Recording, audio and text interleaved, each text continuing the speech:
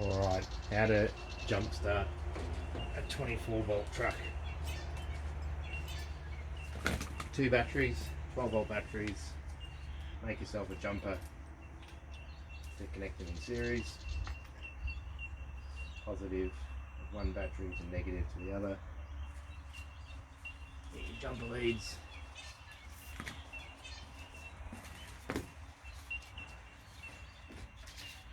Go for a good chassis earth. Make sure the other leads aren't shorting on the positive.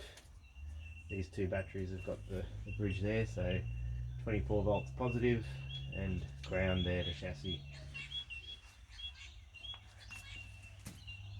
Positive to positive, negative to negative. Get your 24 volts there to jump start the truck.